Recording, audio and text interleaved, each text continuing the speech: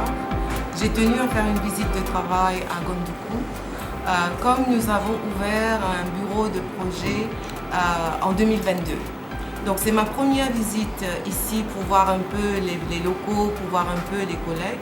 Mais évidemment, avant de faire tout ça, j'ai tenu à présenter mes courtoisies aux autorités locales, donc au préfet de région. Donc je voulais vraiment profiter de cette occasion pour remercier le préfet de région pour son amabilité, pour sa disponibilité, pour l'accueil qui m'a été réservé ce matin. Dans cette discussion, nous avons passé un petit peu en revue les interventions du PNUD dans la région nord, surtout dans la région de Bondoukou et de Gondoukou.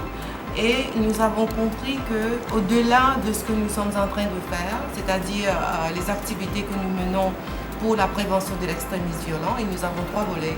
Le premier volet, c'est vraiment à cibler et renforcer la cohésion sociale, la prévention des conflits d'une manière pacifique. Le deuxième volet, c'est adresser l'autonomisation des jeunes et des femmes, donc l'emploi des jeunes, des activités génératrices de revenus. Et le troisième volet, c'est vraiment adresser la composante à prévention de l'extrémisme violent. Donc sensibilisation, les narratifs qui sont utilisés, les contes narratifs qu'on doit pouvoir utiliser. La discussion avec le préfet a été extrêmement enrichissante. Il nous a fait comprendre que tout ce qu'on fait est bien, mais au-delà de tout ça, il y a encore des besoins. Par exemple, il a cité les plateaux techniques dans les centres de santé, il a cité un besoin de renforcer la capacité des jeunes dans le civisme. Il a également parlé des discours préfectoraux, mais des sous-préfets, pour les aider à mieux coordonner et d'adresser d'autres problématiques de développement.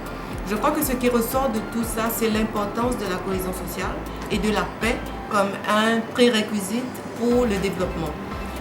Tout ce que nous faisons est en appui évidemment à la vision du chef de l'État, qui a une vision d'émergence comme vous le savez, c'est-à-dire l'Ivoire doit d'ici 2030 réduire de 50% le taux de pauvreté. Il doit doubler son PIB par tête d'habitant de 2 245 $ à 4 500 $ et le pays doit arriver dans la catégorie des pays à revenus intermédiaires. Donc nos appuis, nos interventions se mettent dans le sillage de cette vision pour aider la population de la Côte d'Ivoire, mais surtout les populations au nord, à vraiment bénéficier et profiter de cette richesse qui est en train d'être créée.